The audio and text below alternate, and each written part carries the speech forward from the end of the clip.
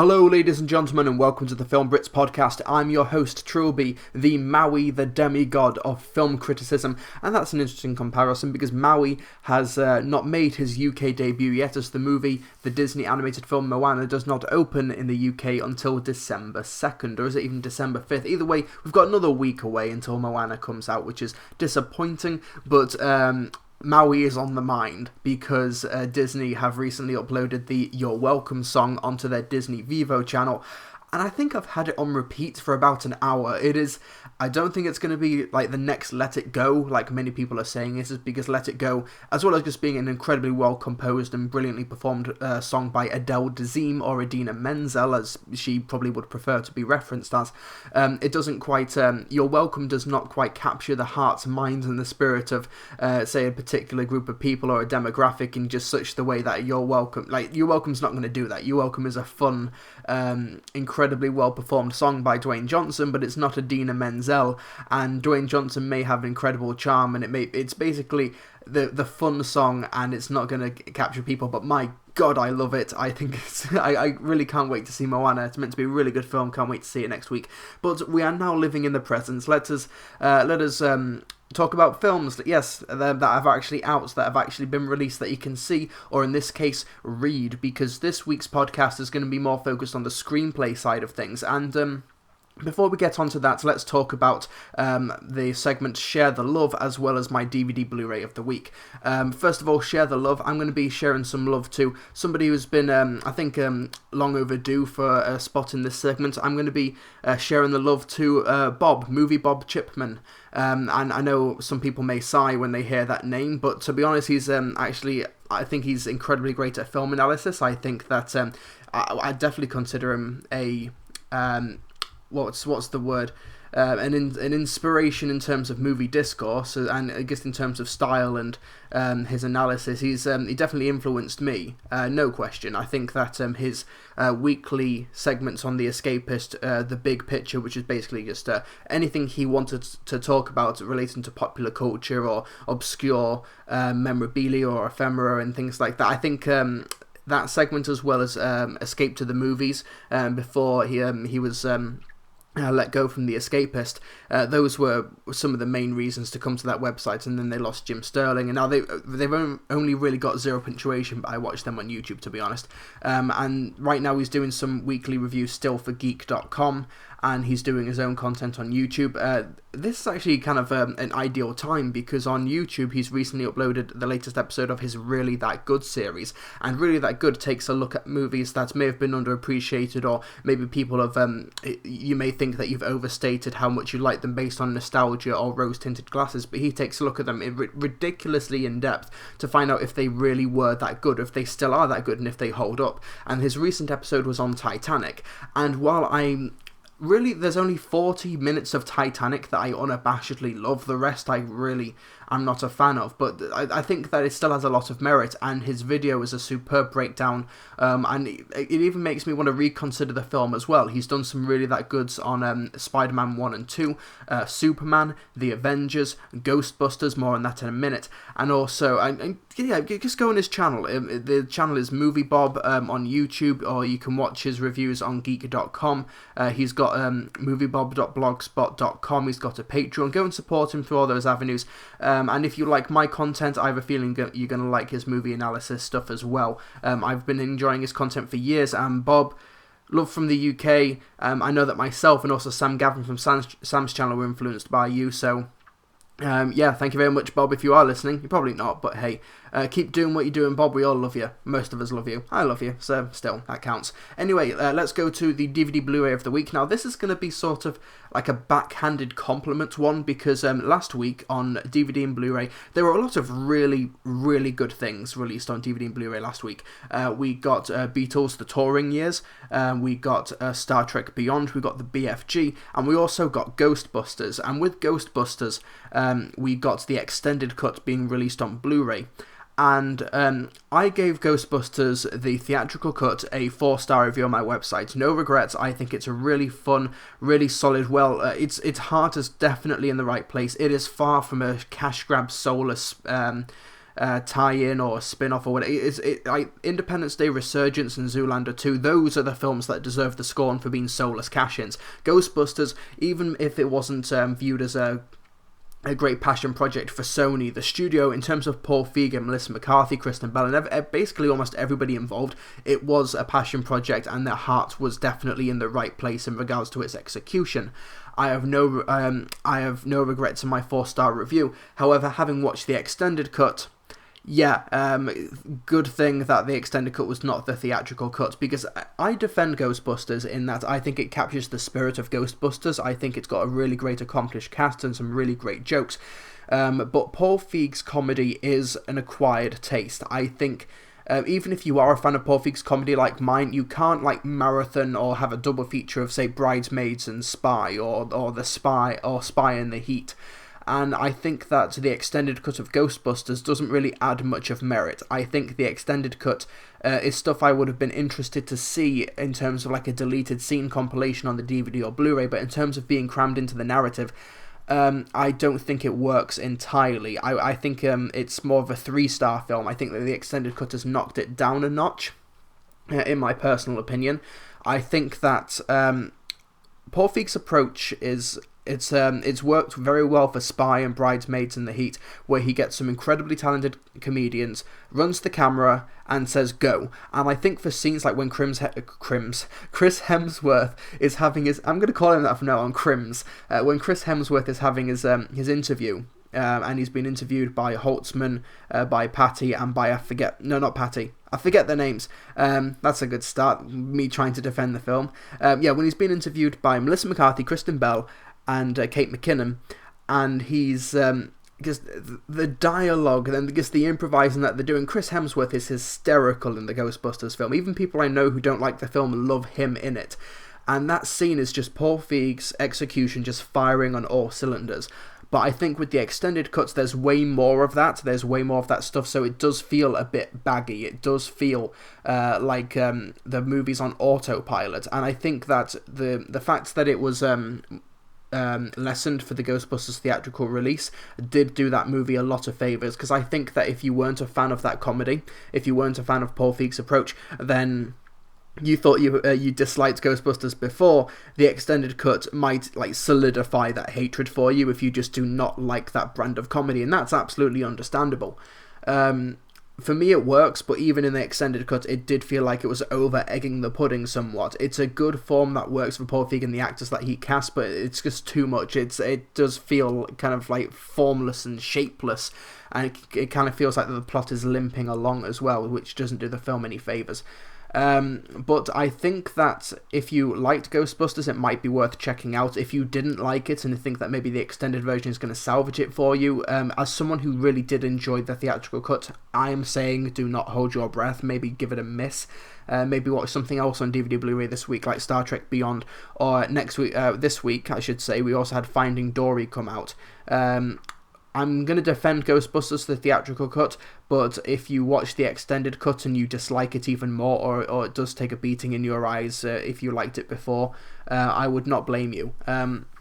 But hey, that's my DVD Blu-ray of the week, the theatrical cut. We watch it on DVD. I think the Blu-ray also contains the theatrical cut as well. That is the version I will be watching from now on. One positive I will say for the extended cut is that it's they pick many alternate and different takes for some of the jokes. They were completely new jokes where ones previously were.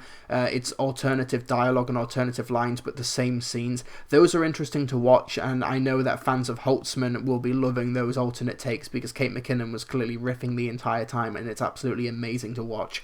But yeah, let's talk about the main feature of this podcast, and that is screenplays. Now, last week on the podcast, I was asked a question by a patron concerning whether or not I think that movie scripts should be sold more often, because to celebrate the release of Fantastic Beasts and Where to Find Them, the latest Harry Potter movie, I'll just say this now, I have seen the film. If you want my full, in-depth, spoiler-filled and spoiler-free thoughts, listen to the Movie Mania podcast from last weekend.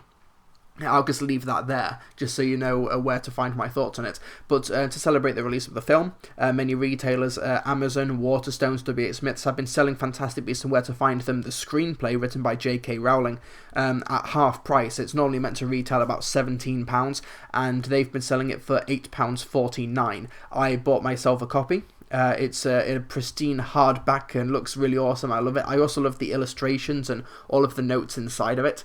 And I bought it and was reading it, and it just got me thinking they really need to do more of these things.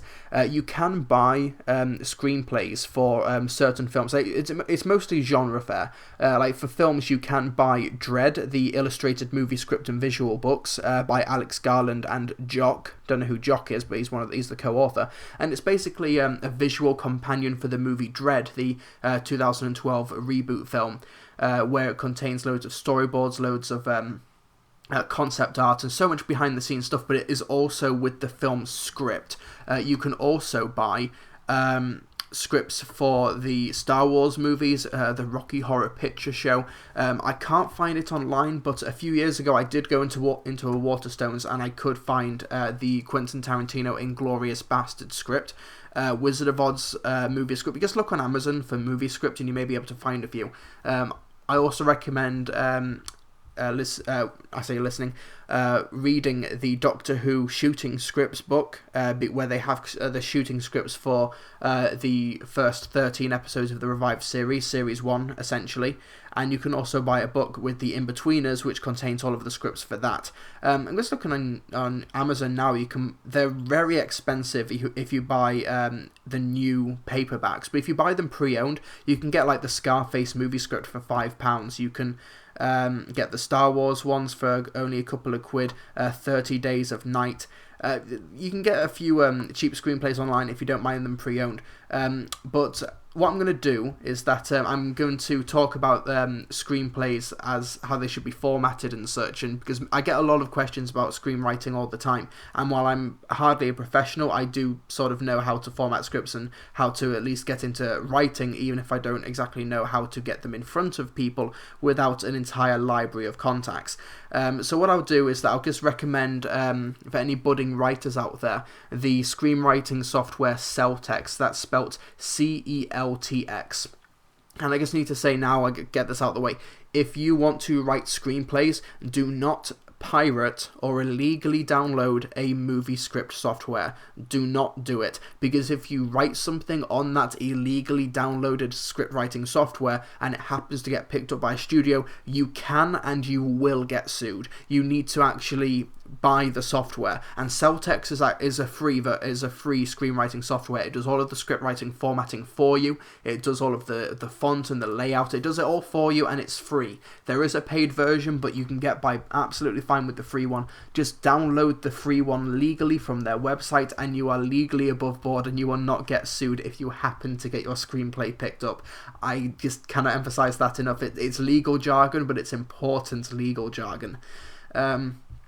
And in terms of getting into writing screenplays, if you were wanting to write a book, you would read books, and if you were wanting to write screenplays, you have to read screenplays. You wouldn't write a screenplay without having read screenplays first, just to know.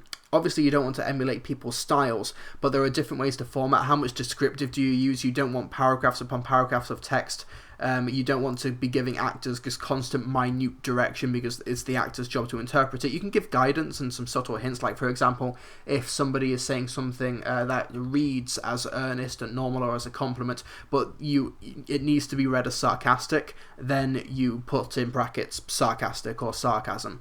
There are little guiding hands like that as a screenwriter, but in terms of how much prose or how much descriptive you put in there, it's all about finding a middle ground, and you find that middle ground by reading screenplays and finding out how they do it. So what I'm going to do, just for fun, is that if you're watching the video version of this podcast, then on your screen in a couple of minutes I will be reading a segment of the Fantastic Beasts screenplay, and accompanying it will be the actual scene itself. It's a relatively spoiler-free scene. You can find the scene online. It's basically when Newt finds one of the creatures, the Niffler, in a jewellery shop window. If you want to avoid spoilers, then skip forward a couple of minutes. But if you're it's a spoiler-free scene. The clip's already online. It's not plot specific. But if you're listening to this on audio, then you probably get the descriptive at least. I'm not really going to be doing any voices, but I just thought it'd be fun to do this one just to see how it pans out on video. And I'll do this for a couple more clips while we get into our feature presentation. So without further ado, Newt stealthily follows the trail, creeping past shop windows. Something catches his eye and suddenly he pauses. Very slowly, he tiptoes backwards. The Niffler is standing in a shop window. In order to hide, it is emulating a jewellery stand, little arms outstretched, covered in diamonds. Newt stares at the Niffler in disbelief. Sensing Newt's stare, the Niffler slowly turns. The two of them make eye contact.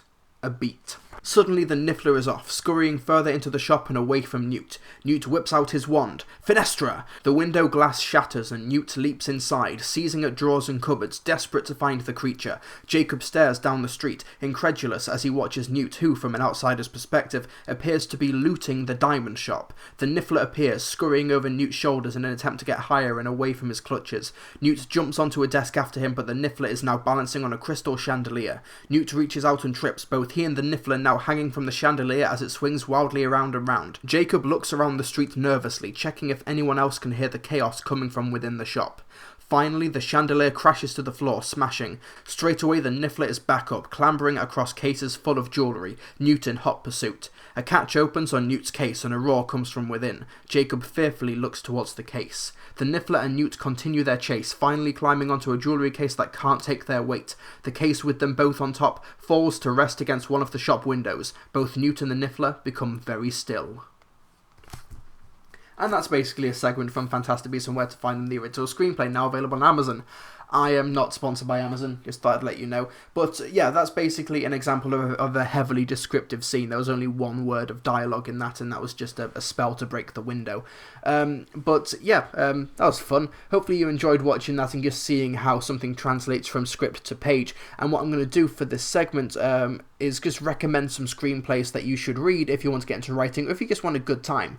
Now, obviously I cannot dictate what scripts would work for everybody.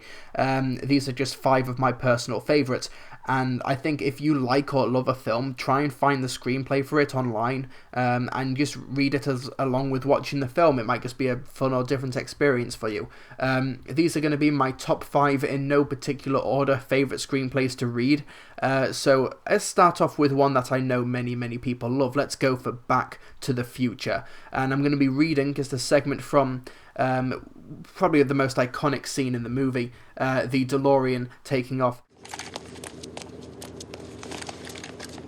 My calculations are correct. When this baby hits 88 miles per hour, you're gonna see some serious shit. Brown takes a deep breath, then pushes the accelerator button. The DeLorean takes off, shifting gears automatically. The LED speedometer passes 30. The stainless steel vehicle zooms faster, past 40. Marty is getting it all on tape. Brown watches intently. The speedometer climbs past 60. In the car, Einstein remains calmly in the driver's seat. Gauges and instrument lights mounted behind him begin flashing. Brown's finger holds the accelerator button down. The meter passes 75. The DeLorean keeps accelerating, approaching Marty and Brown. The coils mounted around the car begin to glow. The speedometer hits 85, 86, 87, 88. The automobile is suddenly engulfed by a blinding white glow. Then blam! It's gone. A trail of fire left in its wake. Brown and Marty are hit by a sharp blast of air. Marty blinks in disbelief. It's as if the car never existed. Only the license plate is left behind. A vanity plate. No time. The Back to the Future screenplay, written by Robert Zemeckis and Bob Gale, is possibly one of the most polished ones I've ever read or ever seen executed on film. Back to the Future is genuinely one of my favourite movies of all time, and there are so many brilliant details in it, from the setup when Marty McFly is in 1985 and he's seeing all of he's just seeing all of the important details that will be executed later on down the line, like the clock tower and the lightning strike and the leaflet he gets, and no McFly ever amounted to anything in the history of Hill Valley, and how true that's going to be when he goes back to 1950s before he changes his own future. It's just full of brilliant foreshadowing and great detail, and also just incredible dialogue, and the, for lack of a better word, the banter between Michael J. Fox and Christopher Lloyd is just so on point, and the dialogue just absolutely just leaps off the page naturally. And whenever you read it, it's hard just not to imagine Michael J. Fox's distinctive voice or Christopher Lloyd's strange and offbeat inflections, but it absolutely works. And Eric Stoltz could have been a very good Marty McFly, but this is one of the big stories in terms of debunking why reshoots are not necessarily a bad thing. Back to the Future had to have a huge amount of reshoots because they recast Marty McFly halfway through filming. Eric Stoltz was meant to be Marty McFly, but now it was Michael J. Fox, and it worked out really, really well for him and the film, because I think Michael J. Fox is the quintessential Marty McFly. It's just one of the best screenplays ever written. I think Back to the Future 2 is not nearly as good, and Back to the Future 3 is fun, but there's nothing beating the original and the first and the best. And I guess this scene of them, of the test drive of the DeLorean is just movie magic, just on the big screen and on the page as well. The next script I'll be reading, and the second movie in this list, is Rocky, written by Sylvester Stallone. Yeah, I bet many people don't know that Sylvester Stallone not only starred in the first Rocky film, he also wrote it, and he wrote many of the sequels afterwards as well. He also directed a few of them as well. But this screenplay, this segment is going to be more based on dialogue, but I think it's a really good segment in how to write emotions for the characters without becoming too overbearing, letting the dialogue and the actors work their magic, but giving them enough to work with so they can dictate the tone of the scene. The screenwriter is in control, but the actors are the ones who are moving it forward, if that makes sense. This is going to be the scene where Rocky Balboa is offered to fight Apollo Creed. It's a brilliant scene, I think, and hopefully I won't get too much copyright trouble with this, but here we go. Interior, Jurgens' office, day. Miles Jurgens warmly greets him. Thanks. Mr. Balboa. Call me Rocky. It's Rocky. Tell me, Rocky, you got any representation? You have a manager? No, just me. Rocky, I've got a proposition I'd like to make to you. A sparring? Beg your pardon? Well, I know you're looking for sparring partners, and I just want to say I'm very available, you know. Sure you are. Absolutely. Sparring with the champ would be an honor, and you know what, Mr. Jurgens? What? I wouldn't take no cheap shots either. I'd really be a good sparring partner, you know. Jurgens seems very amused. He lights a cigar. My proposition's this. Would you be interested in fighting Apollo Creed for the World Heavyweight Championship? The weight of the statement comes crashing down on Rocky. For a long moment he becomes nothing more than a basket case as he ponders the statement. He half regains his senses. No. Listen, Rocky. Apollo's seen you fight. He likes you. He wants to fight you. Well, it's just that you see, I fight in clubs, you know, and I'm really a ham and egg. This guy, he's the best, and it wouldn't be such a good fight, but thank you very much, you know, I appreciate it. Rocky, do you believe that America is the land of opportunity? Yeah. Apollo Creed does. And he's going to prove it to the whole world by giving an unknown a shot at the title. And that unknown is you. He picked you, Rocky. Rocky, it's the chance of a lifetime. You can't pass it by. What do you say? The scene fades and becomes a black and white television. Interior, Paulie's apartment, night. Rocky and Adrian are at her home watching an all black and white television. Rocky is a movie that I recommend seeing if you ever want to get into low-budget filmmaking, if you just want to know how it's done. Rocky was shot in 28 days, was made on a budget of just over $1 million, and it became the highest-grossing movie of 1976, earning $225 million at the global box office. It won 3 Oscars, including Best Picture. It is the definition of a sleeper hit. Nobody saw it coming. It was just a tiny film, and it just blew up, and it's now spawned 6 sequels, including one that just came out earlier this year or last year, depending on what territory it was, you were living in, called Creed, with Sylvester Stallone still playing Rocky Balboa and still getting Oscar consideration. And I think it's a movie. It's entirely character based, and it's even though it is building to a boxing match at the end, there's relatively little boxing in the film. It's all based on character. It's all based on emotions. It's all based on just dialogue sequences in relatively humdrum locations. Like probably apart from the boxing ring, probably the biggest location the movie would need to fork out money for would have been the ice rink that Rocky takes Adrian, the love interest, on during one of their dates.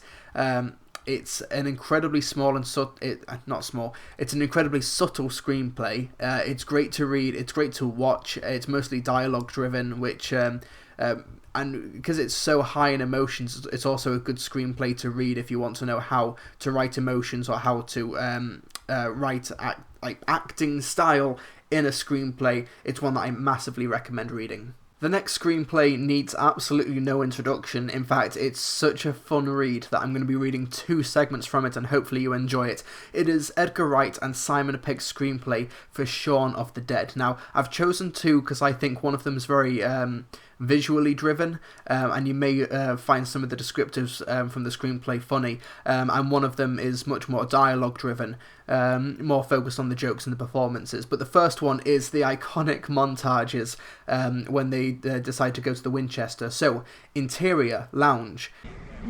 So, what's the plan? Shaun takes a deep breath. Right. Cue montage. Shaun and Ed driving along in Pete's car. They pull up at Barbara and Phillips and run heroically inside. Shaun and Ed stand armed, behind a zombie Philip. Anguished, Shaun and Ed whack Philip on the head. Shaun, Ed and Barbara are greeted by a grateful Liz on the doorstep. They sit inside drinking tea and eating biscuits. Back to scene. Why have we got to go to Liz's? Because we do. She dumped you. I have to know if she's all right. Why? Because I love her. Shaun surprises himself. A pause. All right, gay. I'm not staying there, though. Why not? If we hole up, I want to be somewhere familiar, I want to know where the exits are, and I want to be allowed to smoke. Okay.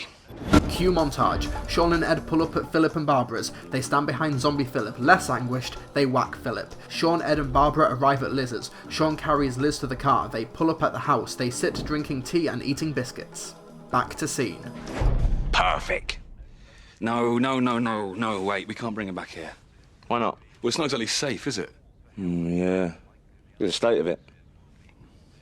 Where's safe? Where's familiar? Where can I smoke? Shaun and Ed look at each other. Cue montage. Shaun and Ed screech up. Shaun and Ed are in a hurry. Whack. Shaun carries Liz out. They pull up at the Winchester and are ushered in by John and Doris. They sit, drinking and eating bar snacks. Back to scene. How's that for a slice of fried gold? Yeah, boy! And here's the second segment when Shaun and Ed are just drinking in the bar after Shaun has been dumped by Liz. I just love some of the descriptives of the characters that Edgar Wright and Simon Pegg put in the screenplay. I just think it's really funny. She said if she stayed with me, she'd end up coming in here every night for the rest of her life, like these sad old fuckers, drinking herself to death, wondering what the hell happened. That is harsh. These are rich, interesting characters. Cut away to a number of sad old fuckers around the bar. Like who? Ed points to a mullet-haired 50-something at the bar. Snay Gibbs, always surrounded by women. He's a bigamist. Strangled his first wife with a draft excluder, and invented the mobile disco. Vaguely amused, Shaun points to an Irish spinster necking whiskey. What about her then? Coccicidal maniac. She's an ex-porn star. She's done it all. They say she starred in the world's first interracial hardcore loop. Café au lait. Shaun points to the landlord, John, who is chopping lemons. What about John then? He's North London Mafia. It's true, Big Al says so. Yeah, well, Big Al also says dogs can't look up. The script for Shaun of the Dead, much like Back to the Future, is just a masterclass in foreshadowing, but that's just the obvious stuff that it does brilliantly. What I love about Shaun of the Dead is just how it perfectly marries the tone of horror and comedy, because when you think of horror and all the gruesomeness and scariness that naturally comes with it, as well as comedy and some of the more jovial and light-hearted aspects, you think that they couldn't be more as far removed as they possibly could. But for horror and comedy, Shaun of the Dead proves that they're both two sides of the exact same coin. They're two extremes that actually perfectly complement each other when in the right moderation. You get some movies like Scary Movie that makes everything so funny that you lose the horror, and as a result the comedy can feel limp. But with Shaun of the Dead, there are funny characters, they're likeable characters, they're identifiable, and there are themes at play of Shaun.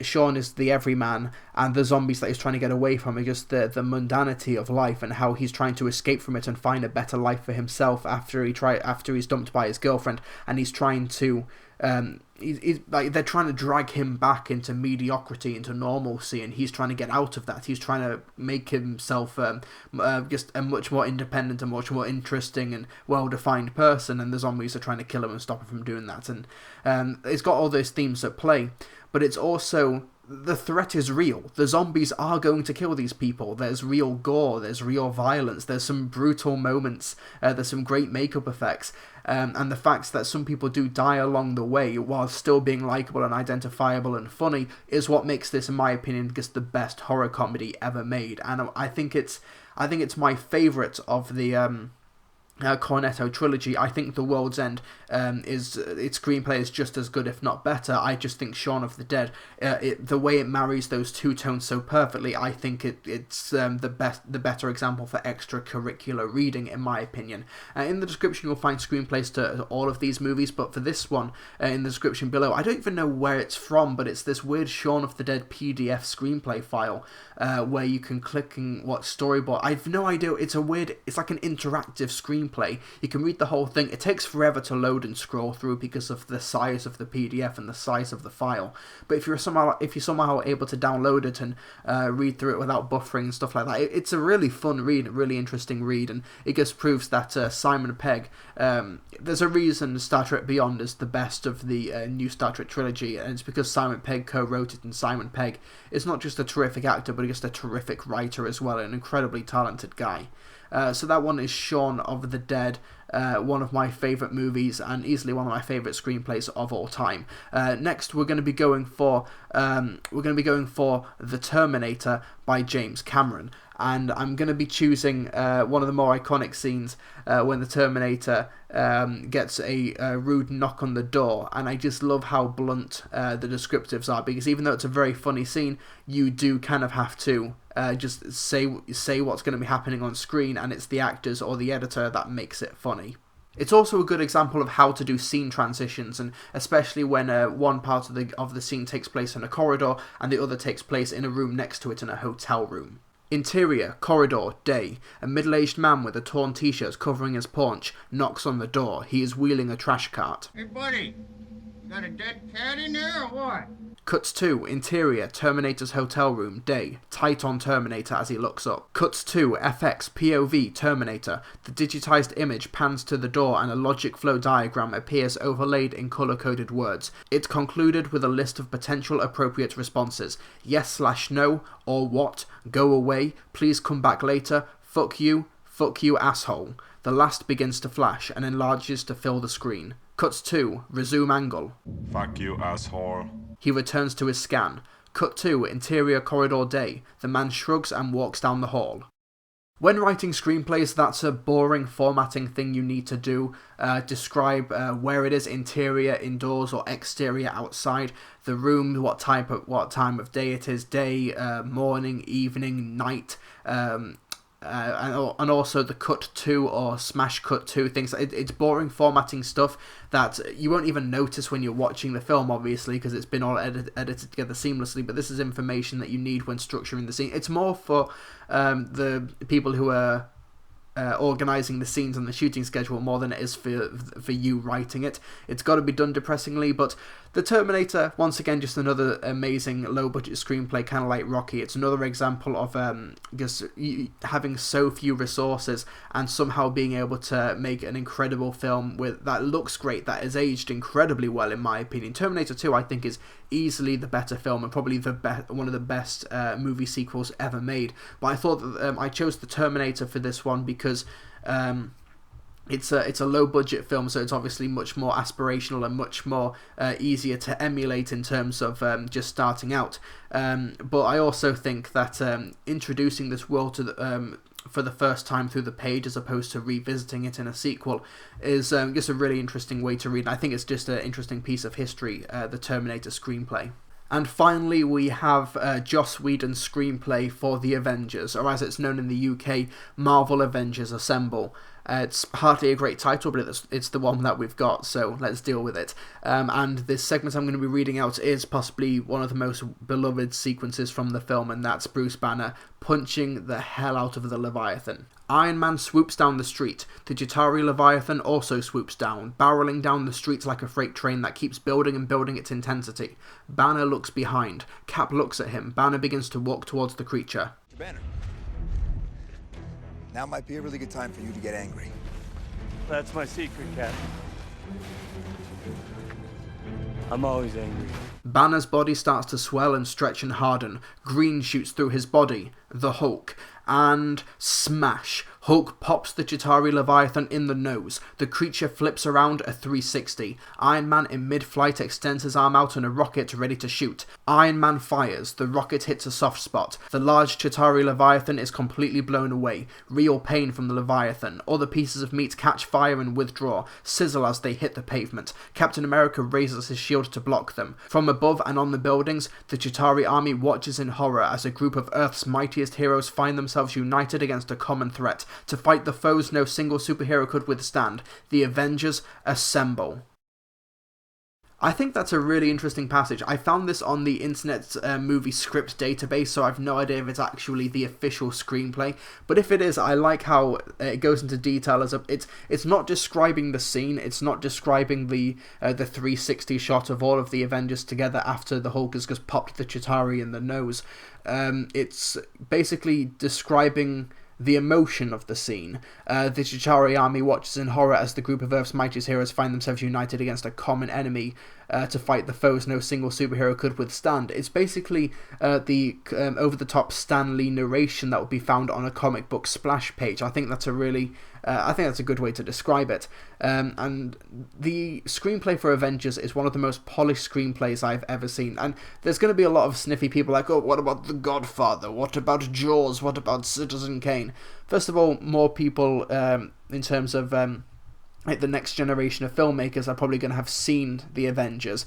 And it's also the fact that blockbuster entertainment is ridiculously difficult to do, and when it's as well crafted as The Avengers is, I think that deserves some adoration. I think it deserves recognition, and it's going to be these films that inspire future filmmakers, much like, say, Jaws or The Terminator or The Godfather inspired generations before us, such as Quentin Tarantino. I think these films are going to be the staple of mainstream consciousness in terms of how the public perceives films.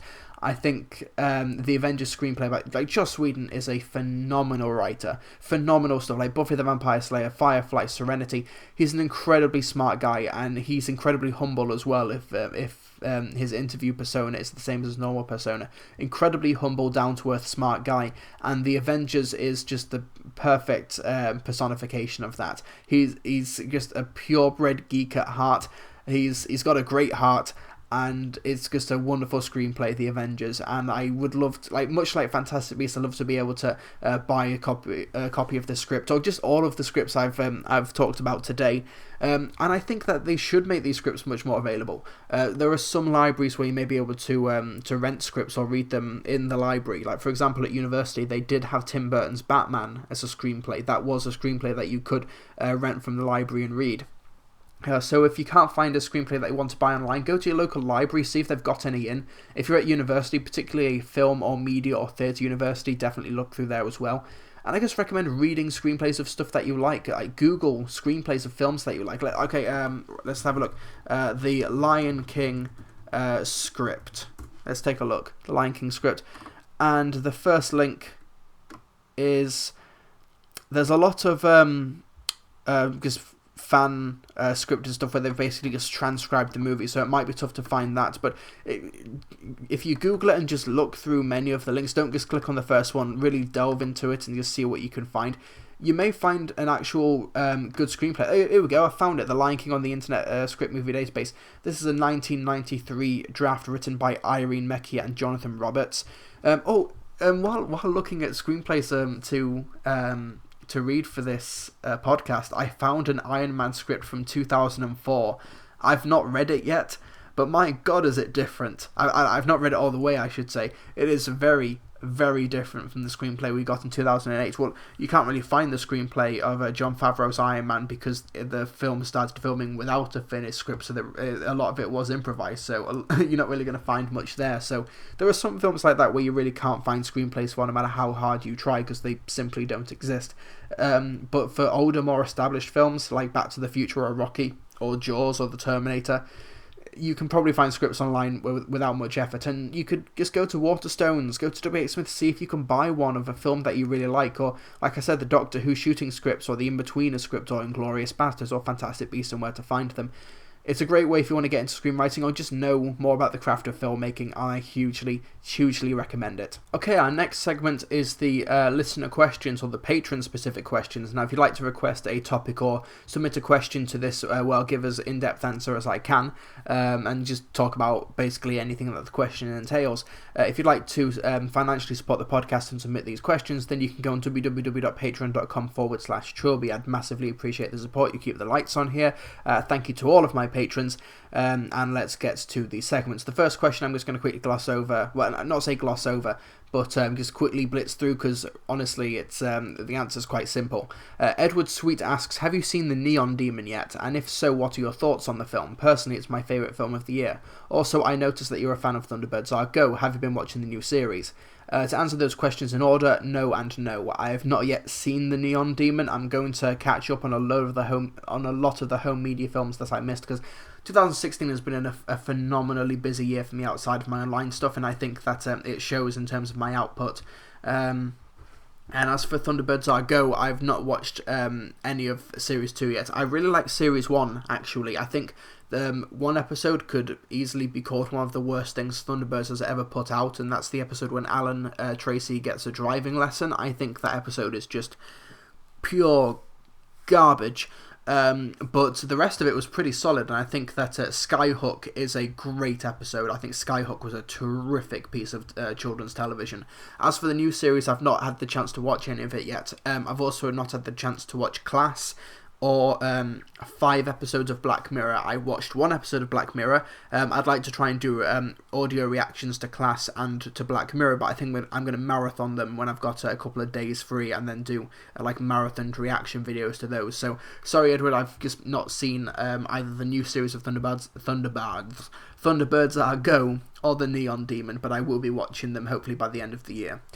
Next question comes from Winter, who says, I saw Fantastic Beasts over the weekend and thought it was a good story apart from the final reveal. This is going to be spoilers for Fantastic Beasts and Where to Find Them for the 3 people who haven't seen it.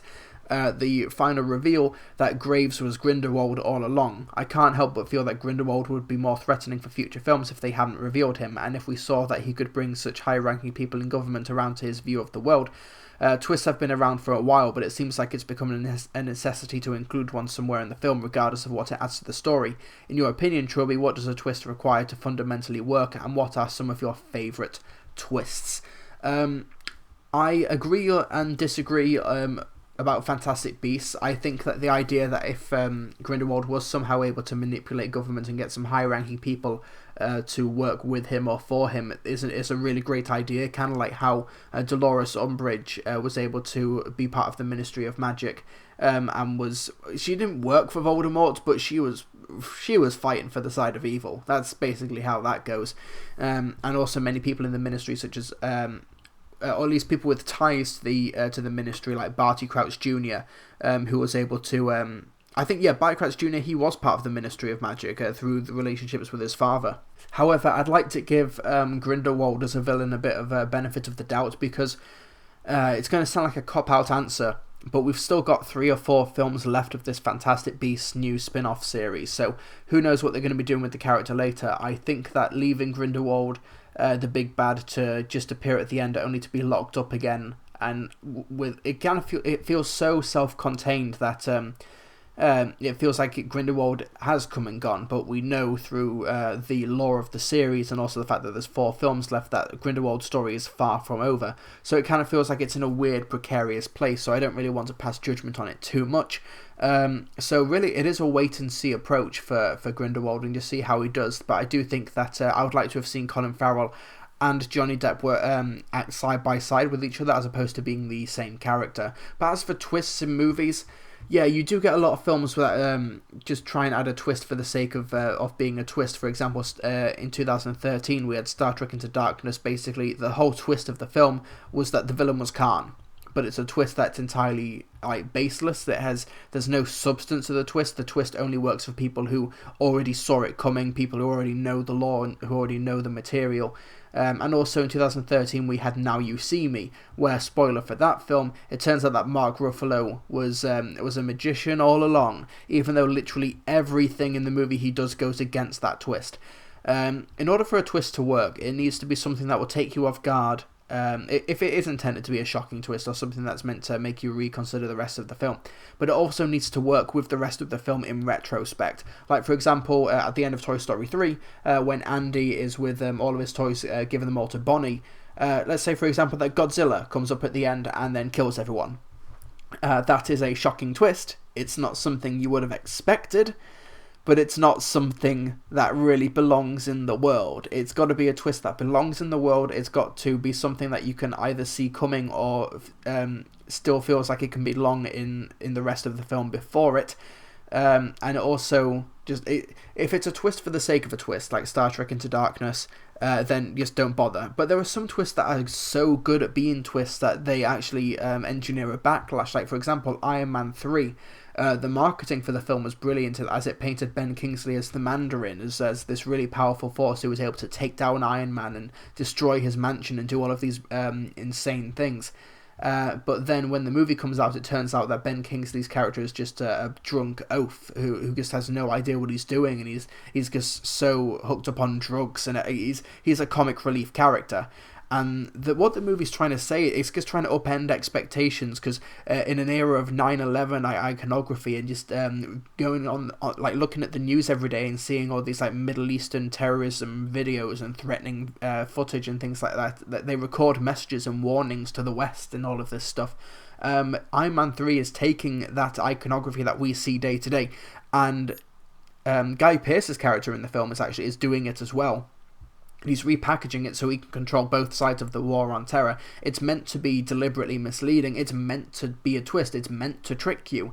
But I think that the film tricked its audience too well. It did such a good job of being a twist that people didn't see coming, that people actually wound up disliking it, because people, as much as people say I don't want spoilers, people do not like to be strung along. They don't like to be tricked for the most part, and I think like when you've got a big mainstream film like Iron Man 3, which you can get away with a twist in an indie film and not have much of a backlash, but when you have a big mainstream film and like millions and millions and millions of people are going to be fine with the twist, but then 100,000 go on IGN message boards and just rant and rant and rant all day, it may seem like there's a bigger backlash to the twist than there actually is. But when that twist was revealed in Iron Man 3 and you look online, there was way more people saying, he wasn't like the Mandarin in the comics, than there were saying, oh, this is a tonal shift, it doesn't work with the rest of the film. I think the Iron Man 3 twist got a big backlash from the comic book reading community because there's like a sense of entitlement there in that community where they're like, oh, I've read the comics, or I go on the Marvel Wiki daily and I know all about the Mandarin and I told my friends for weeks and months that this is who the Mandarin is, and then when it turned out that wasn't who the Mandarin was in the film, I looked like a fool. I think there's a lot of that in comic book movies, at least in certain corners of the fandom. So I think the Iron Man 3 twist is brilliant and that it did its job incredibly well, and it seems like it may have done its job too well in terms of misleading, but that's the entire point of the film. That's exactly what it's going for, and I think that's brilliant. I think that's a brilliant twist, even if many people disagree with me. But some more twists. I recently watched a film called Les Diaboliques, and it's a French film from the 1950s, 1960s. It's a film that inspired Alfred Hitchcock's Psycho, and basically these two women who work at a school. One of them is married to the head teacher, and the other woman is the head teacher's mistress, and they're both aware of this. They both know about each other. And the headmaster, their lover, is very abusive, very mean to the children, so they plot to kill him. And what they do is that they drown him in the bathtub, and when they try to dispose of the body goes missing. They have no idea where it's gone. And there's a big mystery about where is the body gone, what's happening, is he actually still alive? And the twist ending is the fate. I'm not going to spoil it, but it's the fate of the body. And I think that it's one of those films that's so reliant on the twist. It's the twist, the mystery is, I guess, at the center of its selling point. And the ending of the film, before the credits roll, is basically a little title card saying, do not spoil Les Diaboliques for your friends. Do not tell them the twist. Do not tell them what happens. Which is a really great novelty to see. Like, imagine if at the end of Iron Man 3 or Now You See Me, there was a title card before the credits saying, yeah, don't spoil the ending, please. That would never happen nowadays, but this was the 1950s before the internet. And Les Diaboliques was not a massive film. It was a massive film in France, but elsewhere it was quite small. So that I don't know if I like the twist in Les Diaboliques, to be honest. It was just the timing of this question to me having seen it a couple of days ago. Well, in terms of movie twists, The Sixth Sense is obviously one of the big ones. Planet of the Apes has got one of the big all-time great movie twists when at the end it turns out that the astronauts that landed on this primate planet, it was actually Earth the whole time.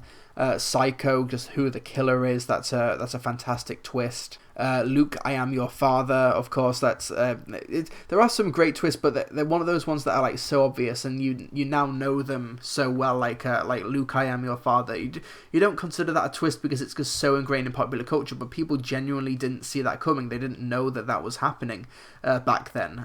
American Psycho, I think, is a great twist, and it also leads to ambiguous endings as well. Is like an ambiguous ending also a twist? Because I think in American Psycho, it's just whether or not he actually killed those people or if he's just going insane. I like to think that he just didn't kill anybody, and he's just absolutely just trapped in his own mind, and that he just wants to do all of these things, but he's just physically incapable of doing it because he's a bit of a pathetic man when you get right down to it.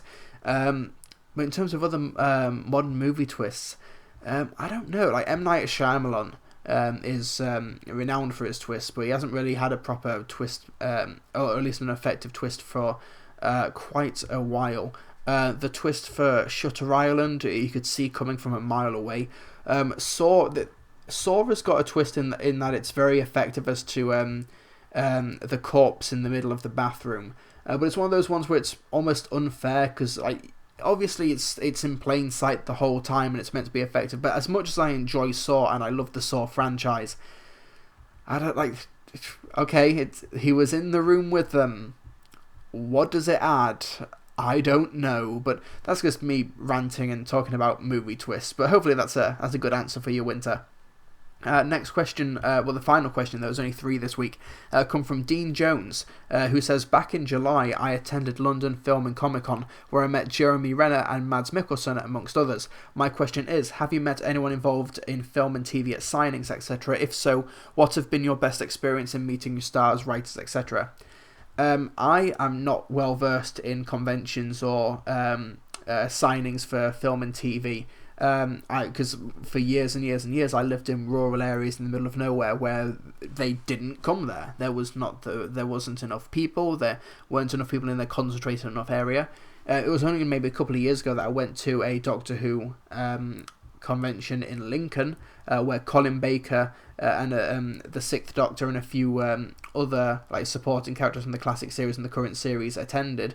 There was Ian McNeice, who played Winston Churchill. He was there, and I met them, and I got to ask them questions, and they did a Q&A and stuff like that. So Colin Baker was great. Ian McNeice was great. There were a few others who were just like, they were really nice, really polite, and took a lot of questions. But the defining experience that I had in terms of a signing is not who you expect it to be. I mentioned this on the Film Brits podcast maybe a year ago when I was doing it with Sam, because it became a relevant news story, depressingly. I went to HorrorCon in Sheffield summer last year, I think, like summer 2015, and met Gunnar Hansen. Now, for those of you who don't know, Gunnar Hansen is the actor from Iceland who played Leatherface in the original Texas Chainsaw Massacre. Now, he's a big guy. He's a big guy, and he looked a little bit intimidating, although he had a really nice and friendly beard. But what happened is that we met him at HorrorCon summer 2015, and he had a table. You could pay for photographs for him to sign or get photographs and stuff like that. And it took ages to queue to see Gunnar Hansen. Not because the queue was massive. The queue was only maybe half a dozen people deep by the time myself and my girlfriend got in the queue. But the reason it took so long to see him was because he was spending so much time with each person. He gave each person like 3 or 4 minutes each. He really talked to them. He really engaged with them. And the people in front of me, they brought like a 18 or 20 inch die-cast statue of Leatherface that they wanted Gunnar Hansen to sign the bottom of it, and it was a superbly detailed model. It was a massive model, and after they were done, they shook hands with Gunnar Hansen. They got a photo. He autographed the statue. Myself and my girlfriend went up to him, and I asked, years and years ago, did you ever think you'd be in a position where you'd be signing a massive statue of a character? And he was saying that what happened when the original Texas Chainsaw Massacre was released, I can't remember the exact details of the story, but he filmed the movie, and then he went home to, he didn't go home, he went on a holiday to Sweden for a few months or something. And when he was away there in Sweden, there was no Texas Chainsaw Massacre. The film was censored, and it was not shown in many parts of the world because of how violent or how shocking it was. So he spent years in Sweden, or he spent years traveling before he came back to America. And then all of a sudden, Texas Chainsaw Massacre was this huge thing, and he basically was thrown in at the deep end of the movie's success. He wasn't there from day one to watch it build up. He was just thrown in, and then Leatherface was just this massive icon, and he just told us the story and his experiences, and just talking about how humble he was of the film's success and how people considered him, and it was just, he was a really,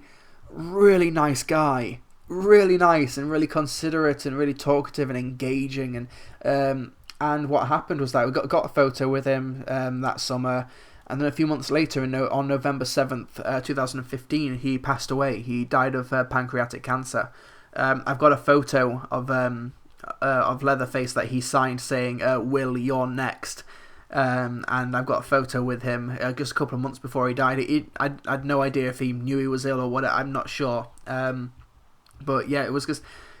And I'm not just saying that it was a great experience to meet Gunnar Hansen because he passed away a few months later, but he was just such a nice guy, and he spent so much time with everybody, and he was just at this little convention in Sheffield, and it was really awesome. And yeah, he didn't really do much else outside of nothing nearly as iconic as Texas Chainsaw Massacre. He did star in a few horror films, a lot of straight to video stuff, and a lot of short films and independent stuff. He wasn't a guy who sought out the spotlight. He was actually a teacher, I believe, for a couple of months or a couple of years at some point in his life. I need to read his memoir called "Islands at the Edge of Time: A Journey to America's Barrier Islands." It's a travel memoir, which might be something. I'll just be reading a travel memoir about America's Barrier Islands by the guy who played Leatherface. But there's also he also wrote a book called Chainsaw Confidential, How We Made the World's Most Notorious Horror Movie. That's probably one that's much more relevant to read for Gunnar Hansen or for Leatherface. But yeah, I just wish that maybe I'd got a copy of it for him to sign, as I didn't really know he'd be there at HorrorCon, so I didn't really know anything about. I didn't really have anything for him to sign, but thankfully he had photos which I've now got framed. So yeah, that's Gunnar Hansen at HorrorCon in Sheffield was easily the best experience in meeting a star. I've not really met any writers. I've worked with people in terms of like my job, in terms of working in the film and TV industry. I've worked with Peter Kay. First name basis with Peter Kay. Awesome. Worked with Busted, worked with Gary Barlow, worked with quite a few people over the past couple of years, and it's been a great experience. And so yeah, those. But in terms of actually meeting people at conventions, it's got to be Gunnar Hansen. It's not even close. No disrespect to Colin Baker, but he ain't no Leatherface. Okay, folks, now it's time for the lightning round portion of the podcast, where I asked on Facebook instead of Twitter. It was on Facebook this time for questions, and I've got a minute to answer them, and we'll just blaze through some questions. My voice is giving out because of all of the talking I've done. It might be something to do with this room. Maybe I need a humidifier or something, because I always feel like I'm getting a cold whenever I'm in this room, and it just bungs me up, and it's not a great environment to record in, even if I like the space, but is it good for my voice? Who knows? But I'm going to skip a couple of these ones because there are a lot of in-depth questions, but I will just blaze through some of the easier to answer ones. So, ready? 3, 2, 1, go. Joel Newton asks, are there any movies in 2016 besides Captain America Civil War that deserves 5 stars? Yes, there are a couple. There's Kubo and the Two Strings, which is a 5-star movie in my opinion. There's also, it's not 5 stars, but it's close. Hell or High Water. I gave that 4.5 stars on my website. I think that's just an absolutely brilliant film. There's also The Big Short, which probably more counts as a 2015 film. That's also 4.5 stars. So I'll say 4.5 to 5 stars for this question. I've seen a lot of 4-star films recently, like Doctor Strange, Fantastic Beasts and Where to Find Them, Finding Dory, Ghostbusters, Star Trek Beyond. There's a lot of 4-star movies, but in terms of the ones that really go above and beyond, I'm going to go for Captain America Civil War, Kubo and the Two Strings, Hell or High Water, and The Big Short. Those are some of my favourite films of the year. Well, so far, there's still some more of the year left to go. Okay, next question. 3, 2, 1, go. Alex Wells asks, what's your favourite colour? Navy blue. I can't just be normal and say blue. I've got to be pretentious and say navy blue, which is kind of like a darker blue colour. Yeah, that's my favourite colour. A simple question. It only took 13 seconds to answer that one. Okay, ready? 3, 2, 1, go. Chris England asks, who do you consider your favourite companions, Doctor Who, both classic and new? New series companions, it's got to be Martha Jones. I think she narratively had a massive uphill battle going after Rose Tyler, who Russell T Davies was absolutely in love with. But I think the unrequited love storyline was a very novel approach at the time. It was a really interesting way to go. I think Freema Agyeman was a terrific actress.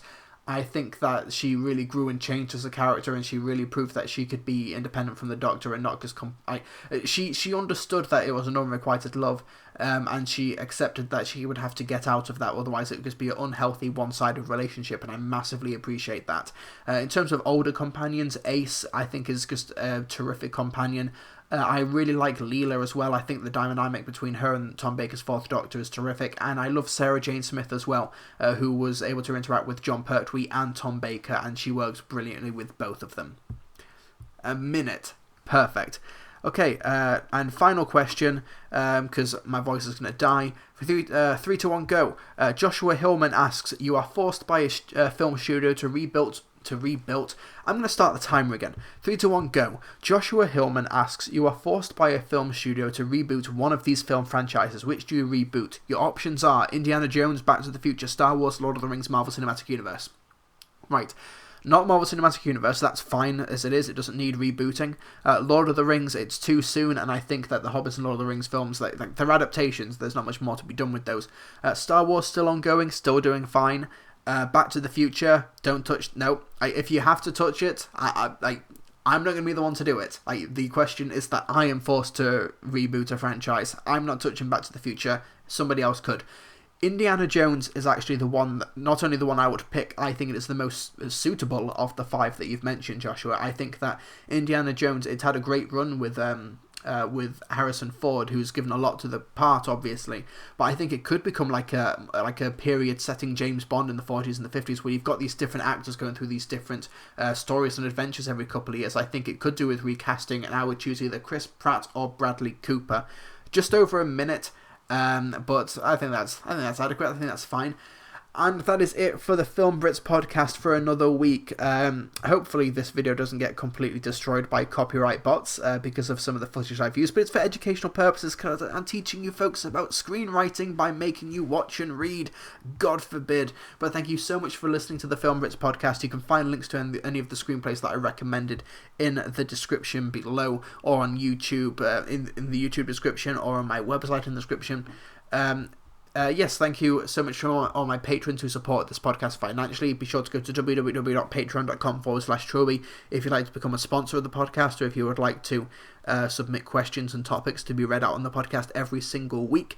And also be sure to follow me on Facebook and Twitter at Mr. TARDIS Reviews and at Trilbee Reviews respectively if you want to be updated on when I'm doing the lightning round questions. And also be sure to subscribe and leave me a review on iTunes and also on SoundCloud. Thank you so much for listening to Film Brits, and I'll see you folks next time.